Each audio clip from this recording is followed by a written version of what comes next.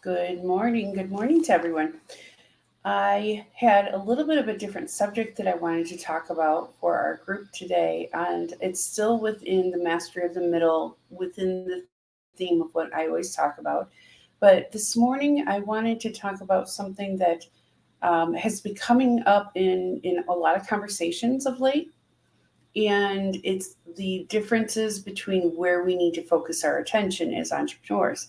And so I decided to go back in my notes and look at something that I had wrote about a year ago and develop it and speak about it on a little bit of a deeper level today. And it's the idea of the four different pillars that we teach within Grit and King, our company, but it's applicable to all entrepreneurs. So that's why I wanted to focus on it. And I wrote the note down that if we plan on conquer the world, or at least our industry, how do we get there? So the four pillars are really interesting because this is something of note that when we begin our journey as an entrepreneur, it's very easy to stay focused on your industry of choice. And I cannot tell you if there's ever been an entrepreneur, including myself, that has ever started out and thought, I'm going to have to become an expert at accounting or photography or video editing. When we become inclined to becoming an entrepreneur, or we get that spark right away and we're like, oh, it's time, I want to do something different, our thought is generally on whatever industry we are in. If we're a photographer, that we want to be a photographer. If we are called to be a home inspector, or even if we're called to be a coach online, our thought is within helping people within that space or fulfilling a service like a home inspector. The point is that is generally our visual um, inventory, I guess is the great word for it, our inventory of what we think that we need to do and who we are called to serve. There's nothing wrong with that. Unfortunately, it is kind of the rose-colored glasses, and versus the realistic view of what it will take to build a company. So, again, perfectly in line with mastery of the middle, because again, we have that idea, we're really pumped up, dopamine levels are firing, and then we crash down to reality of, I wanted to be a coach, and now I'm worried about how the heck am I going to get a website designed? How am I going to learn about software? All of these things. So let's break it down in four pillars, sorry, that will be of assistance to anybody that wants to create a plan to move forward and launch their company. So within the pillars, they are personal, industry, business, and modern digital is how I wrote them down. However, as I just stated, most people focus just on industry of choice.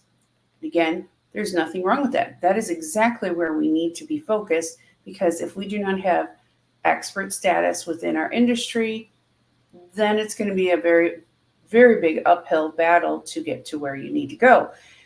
But the first one that I wrote down is personal. And there's a reason why I went there first. I was fortunate enough to have a mentor that really drove it home that within our journey as an entrepreneur, the personal development part is the part that we generally don't think about as a part of our business plan. And I appreciate the fact that that was drove home for me by my mentor. And the reason being is that his point was that it's the thing that you have to work on the most, and it's the thing that we think about the least. And I really, really appreciated the fact that he spent the time talking about that a lot at the beginning of my second company when I went back to school. And personal development has to include our development, but it also needs to include growth and the willingness to be uncomfortable. So discomfort needs to be a part of that plan. If we are unwilling to grow, change, and become uncomfortable, how is it that we are ever going to be able to do the things that scare us on the journey to becoming that entrepreneur that we want to become? Our company, our entrepreneurial journey will not thrive and grow without some uncomfort. And I know even hearing that is uncomfortable. I understand. But there's a reason why we need to stay focused on that and make it a priority. It's because if we firmly stay within our comfort zone And please note, if you want to hear more about that, look at the podcast episode we just released yesterday with Tia Christie, who was our guest, and she has a saying all about that. So I won't steal her saying, but if you want to listen to more about your comfort zone, we did dive into that a bit.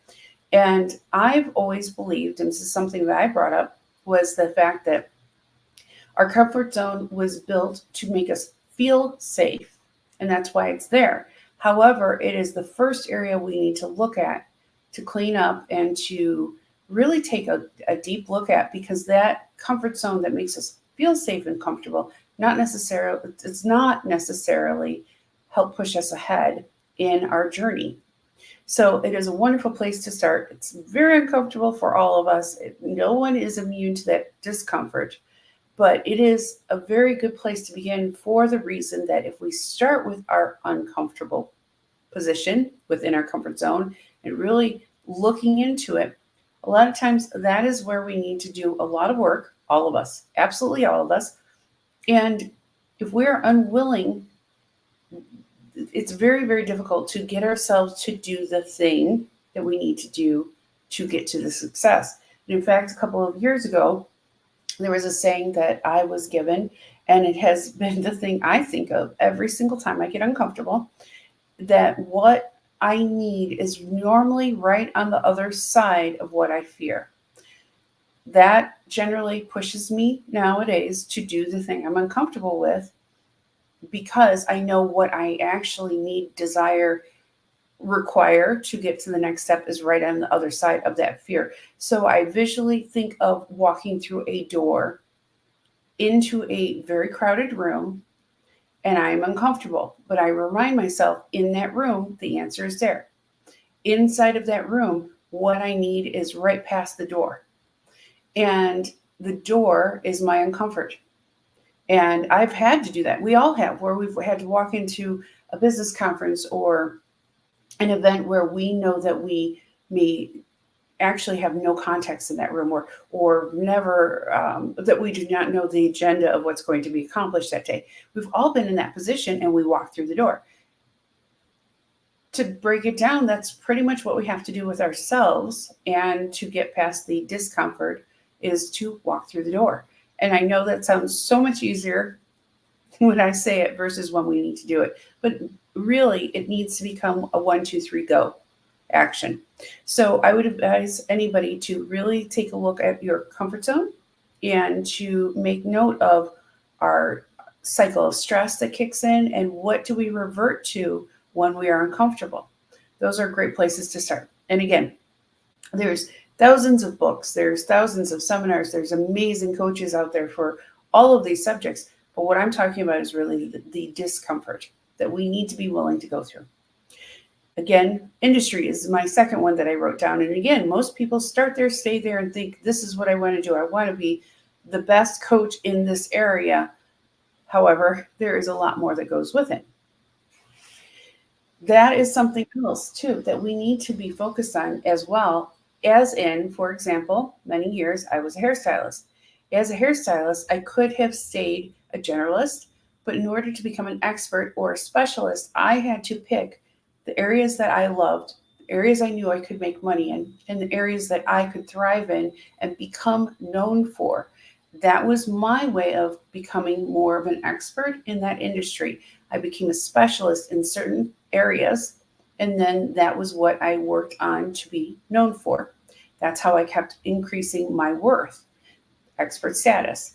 The third area would be business. And now this is the one that I get very excited about. Why do we need to become an expert in business? Well, let me roll up my sleeves and talk to you about it, because again, this is the area I became a modern expert in. So several years ago, went back to school for an entrepreneurial MBA program. And I decided from that moment, along with my almost 20 years of entrepreneurialism, that I really enjoyed business strategy. This is something that I've worked on many years. I've even said this on many occasions, that I believe that companies can be mapped out to a T of how to get to their goals, how to build, how to grow. All of those things should be mapped out. Well, that's a business strategy. And that's something that I work on daily. That's what our company does. And that's what our class program is based on too, is how to build your company. So it's something I get very excited talking about every day. But I believe that there is two different aspects within the branch of being a business expert. Now, I want to slow down and say, don't get overwhelmed by this. Again, not everybody will have equal footing in all four categories, but this we'll talk about how do you compensate for that as well. So to become a business expert, it's twofold, as I just said. There is the business building aspect, and then there's the business strategy aspect. Now, why do I break it down in two different ways? Well, business building is the what. The business strategy is the how. That's how I believe. So the business building is what to focus on and where are we going and how are we going to get there and what do we want to accomplish. But the business strategy is the foundation. You must work on building a very strong foundation. And that business strategy is your map. That business strategy is going to be with you day in and day out. And it's going to help you know what needs to be on your to-do list, what needs to be on your not to-do list, what do you need to stay focused on, and what do you need help with. So that's why your business strategy is so, so important. And it's an area that's overlooked. Again, what did we just talk about? Industry. Most people jump directly to industry. I don't believe that is correct. What I believe is correct is we need to become an expert in our industry, but we need to become an expert in business building as well. Oh boy. And on top of which, stay focused on our personal growth. The last one in our four pillars then would be our modern digital. Okay. Now, when I say modern digital, a lot of people automatically go to thinking about digital marketing. That's actually not what I mean here. I believe digital is an umbrella term, and this will include for any business software, automation, something as simple as learning how to edit your videos, funnels, landing pages, marketing, of course, Google, any of those that you want to put into that category would apply to that category. However, this is why I said don't get overwhelmed. The good news is these in this category can be done for you. The bad news, you still need education. You need to know how to use the software. You need to know why automation will be a part of your business plan and how to use it. However, again, when you want to start out, the modern digital pillar can be something that we can align with other companies. That's what we do. In fact, even within our own company, we don't do everything for ourselves. We have used other teams, other companies to fulfill things that we need because we are focused on other activities. When we begin, again, like I said earlier, we really want to be the next big coach online or the painter or home inspector or whatever, the chef, whatever it may be. But there's so much more involved now than there was before. Now, I've gotten anyone to the point of being a little panicky because there's a lot here. Okay, I accept that. It's okay. The reason being is I want it to be recognized that the old-fashioned view of opening up a hardware store on Main Street in downtown, typical USA, you know that place. We all used to go there. And then you would go to another one to price comparison and, oh, well, this one has it for this price, but this one doesn't. Think about when was the last time have you done that? Like even a mattress, for example. Nowadays, we go online, we price compare, and we know exactly where we're going to go and maybe even just order it. Maybe not a mattress, hopefully not, but you get the point. Why is this such a prevalent part of this conversation? Well, the way we consume, the way that we interact with business, the way that we choose to actually buy, sell, interact with people, everything has changed, right? We all know this, right? So if everything has changed, why are we still trying to build a business that fit in with Main Street hardware store? It doesn't work. It just purely doesn't work. So we need to have a more modern blueprint. That's what these pillars are. These 4 pillars are a modern blueprint to build a business. I promise there is a million more things I can say about this subject, but I will not because it is a very big subject. So, what I would advise everybody to do is just sit down and write out these 4 pillars. Take a big piece of paper, write them out, and highlight the ones you already have done.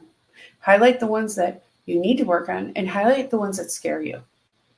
Now, one exception to that rule, if it's the personal part and you highlight that and say it's one scares me, okay, but recognize the fact it scares you and work on it. If anybody wants suggestions of books in the future or courses to start with, like I said, I mentioned one the other day when I was talking about the Campfire Effect. It's a great program. There's always a good program out there. Everybody has their favorites, and everybody has the one that will work for them, okay? Because it's not one size fits all. However, the whole point to this conversation is action. You have to be moving forward, and you have to work every day on these 4 pillars in order to get them accomplished. So what do we prioritize? We'll end with this. The quick answer is all of them. Sorry, it's the truth. However, if we break it down and if we want to list 1, business strategy and business education, build your foundation. Then I would suggest continued education within your industry as well. That should be very, very close second. But from day one, the personal aspect. Personal can never, ever stop within our lives, within our path as entrepreneurs. We will never stop our personal growth. There was a quote that I read right before I jumped on here this morning, and I was reading it and I was hoping it was going to be great, and I realized actually it was motivating in a different way. It said motivation will come and go. If you want to do something consistently, then don't pick a level of difficulty. Stay comfortable. And I know the point of this article was to motivate. It actually really sat wrong with me because this is basically saying if you can't handle the heat, stay in the frying pan, I guess. I didn't resonate with this, but I still wrote it down because I realized and I thought about it. That has never, ever worked with me to think, well, my motivation will come and go. But, if it's difficult, I can't do it. I don't know why it did not resonate with me, but I wanted to share this because of how much it turned me off to the idea of stay comfortable. I understand it was probably satire, but it just didn't land, I think, the way that the person wanted it to land. If it was easy, everyone would be an entrepreneur. If it was easy, everyone would have their dream life, the laptop lifestyle, and sitting on the beach working. There is a reason why each of us have chose this path. It is not the easy path. The easy path would be trading our 40 plus hours a week for a position in a company, being a career, and committing to commuting and spending the majority of our week dedicated to that career. You are here because you've chose something different. That means from day one, discomfort goes along with it. If we want the better life, if we want the laptop lifestyle, the buying back our time in life and spending more time with your family, whatever your why is, discomfort comes with it. Motivation cannot go. This is your chance to get that lifestyle that you want through your hard work and being able to prove to yourself that you can do it. So I would like to encourage everyone to not let your motivation come and go. Come up with your plan, work through your plan, rinse and repeat every day. And before you know it, you'll look up, look over your shoulder, and there will be distance between where you began and where you are standing currently. And that is an amazing, amazing feeling. So be consistent. I hope this was helpful. I know, like I said, this was a little bit more of a big subject, but that's why I wanted to break it down as easily as possible. I hope it was helpful. If anybody wants to add comments later on in the replay, please do so, because this is one of those things that I had to sit down and work through for myself as well. And this is my personal plan to building companies. This is how I do it. Sorry, I just saw that we had a comment here. Let's see here. Yes, absolutely. It is definitely way more satisfying if we accomplish the goals. And again, just even being able to challenge yourself to get from point A to B, even not even Z, just that first couple steps, you can look up and say, I accomplished that. Then what else can I do? I can accomplish more. That has been the one most satisfying part, thank you, Lee, of my journey as well, is being able to look up and be able to see there is distance between where I started and where I am now. So there is no reason why we should shrink, cower, retract from this path. It isn't going to be easy. Again, sitting at a desk and walking into a company that has the lights on and has a desk waiting for you is easier in some ways, and not always, but in some ways. However, if you choose to build a company yourself, your dreams are endless. So I encourage everybody to stay on their path. I hope this was helpful. We did have a new podcast episode, like I said, come out yesterday that goes in line with this conversation. I would highly encourage anybody to go ahead and watch it as well. Today we have a new spotlight coming out, and Friday, Lee and I will be back here live for a new roundtable discussion about entrepreneurialism. And we hope everybody has an amazing, amazing Wednesday. Wednesdays are really fun for me. Lee, you are absolutely welcome. Thank you. Yes, thank you.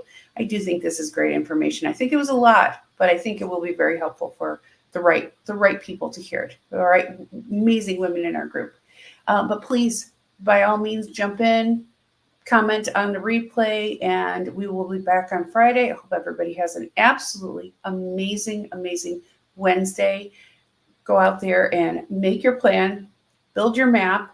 And if anybody would like to participate in our roundtables or on one of our podcasts, DM myself or Lee as well. And we will see you on Friday. Have a wonderful day.